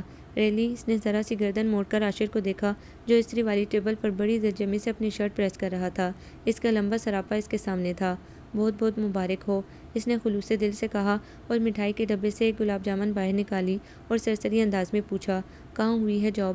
وہ پریس شدہ شرٹ اٹھا کر مڑا اور گہری نظروں سے اسے دیکھتے ہوئے بولا، ڈی جے انٹرپرائزز میں۔ کیا؟ اس کا ہاتھ فضا میں معلق اور منہ کھلا کا کھلا رہ گیا۔ کیا یہ وہی کمپنی ہے جس کے ایڈ کے متعلق میں نے آپ کو بتایا تھا؟ نیلم کی آنکھوں میں استجاب اتر آیا اور دل میں سوچ ابھری کہ اسے فوراً جتائے کہ جس پر اپلائی کرنے سے آپ نے صاف انکار کر دیا تھا، لیکن وہ خاموش رہی۔ لیکن عاشر نے شاید اس کی سوچ پڑھ لی تھی۔ میں نے سوچا کہ جہاں اتنی جگہ اپلائی کیا ہے وہاں ایک دفعہ آپ کے کہنے پر بھی کر لوں، اور قسمت نے ساتھ دیا، اور مجھے لگتا ہے کہ قسمت سے زیادہ کسی کے خلوص بھرے مشورے کو اللہ نے قبولیت بخشی ہے۔ عاشر کے معنی خیز لہجے پر اس کا دل ایک عجیب سی لے پہ دھڑکا۔ اس نے بے ساختہ اپنے سامنے کھڑے بلیک ٹراؤزر پر بلو ٹی شرٹ پہنے اس شاندار سے بندے کو دیکھا جو دونوں ہاتھ اپنے سینے پر رکھے براہ راست اس کی سیاہ آنکھوں میں جھانک رہا تھا۔ یا اللہ، آج انہیں کیا ہو گیا؟ وہ بوکھلا کر کھڑی ہو گئی۔ تھینک یو سو مچ، آپ مشورے بہت اچھے دیتی ہیں۔ عاشر کی نرم اور بوجھل سی آواز پر اس کا دل تیزی سے دھڑکنے لگا۔ اگر کوئی ساری زندگی آپ سے رہنمائی لینا چاہے۔ اپنے کمرے کی طرف جاتے ہوئے نیلم کے قدم ساکت رہ گئے۔ اس نے بمشکل خود کو سنبھالا اور شرارتی لہجے میں پلٹے بغیر جواب دیا، اس کو چاہیے کہ اپنے دماغ کا علاج کروائے۔ عاشر کے بلند کہکے پر وہ ہڑبڑا کر اپنے روم کی طرف بڑھی۔ گھر میں بالکل خاموشی تھی۔ بھابھی شاید محلے میں مٹھائی بانٹنے چلی گئی تھی۔ اس دن موسم خاصا خراب تھا۔ کالے سیاہ بادلوں نے آسمان کو ڈھانپ رکھا تھا۔ ہوا عجیب سی سرشاری میں تھی، لگتا تھا کہ آج بارش ٹوٹ کر برسے گی۔ نیلم نے آسمان کو دیکھ کر اندازہ لگایا۔ نیوی بلو پینٹ پر رائل بلو شرٹ اور ہم رنگ ٹائی باندھے عاشر کی تیاریاں عروج پر تھیں۔ آج اس کا آفس کا پہلا دن تھا۔ تمہارا کزن اگر ماڈلنگ میں آ جائے تو تہلکہ مچا دے۔ ندا کا کہا جملہ اس کے کانوں میں گونجا تو اس نے غور سے اسے دیکھا جو اس کے بالکل قریب کھڑا تھا۔ ایک بڑی دلفریب خوشبو نے نیلم کو اپنے حصار میں لیا۔ لگتا ہے پوری بوتل ہی موصوف نے انڈیل لی ہے۔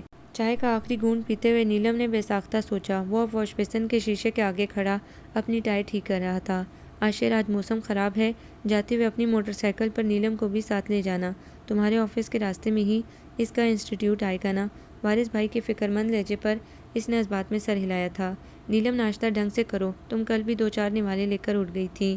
بھابھی کے محبت بھرے لہجے پر وارث بھائی نے چونک کر اپنی مسز کو دیکھا، جن کے لہجے میں اس کے لیے خاصی محبت اور چاہت تھی۔ مطمئن ہو کر وہ اپنا ناشتہ کرنے لگے۔ اس نے بہت مضبوطی سے اپنا بیگ گود میں رکھا ہوا تھا۔ ٹھنڈی ہوا نے مین روڈ پر آتے اس کا استقبال کیا تھا۔ اپنا دوپٹہ سنبھال کر بیٹھنا۔ عاشر نے بائک اسٹارٹ کرتے ہوئے اسے نصیحت کی، لیکن لگا تھا کہ آج ہوائیں مائل بشرارت تھیں۔ موسم کی مستیوں میں اضافہ ہو گیا تھا۔ نیلم نے اس کے پیچھے بیٹھے ایک طویل سانس کھینچ کر اپنا دانی آنچل سنبھالا تھا۔ آپ کا کتنا کورس باقی رہ گیا ہے؟ اس نے اچانک پوچھا تھا۔ تھا تو 3 ماہ کا، لیکن جو چیزیں وہ اب سکھا رہی ہیں وہ مجھے پہلے سے آتی ہیں، اس لیے ہو سکتا ہے کہ اس ماہ کے اینڈ تک میں واپس میاں چنوں چلی جاؤں۔ اس نے سنجیدگی سے جواب دیا۔ اور اگر کوئی آپ کو ہمیشہ کے لیے لاہور میں رکھنا چاہے پھر؟ وہ شوخی سے بولا۔ کیا مطلب؟ نیلم کا دل دھڑکا۔ اس نے سنسان روڈ پر بائک ایک دم روک دی تھی۔ نیلم ایک جھٹکے سے اتر کر درختوں کے نیچے کھڑی ہو گئی۔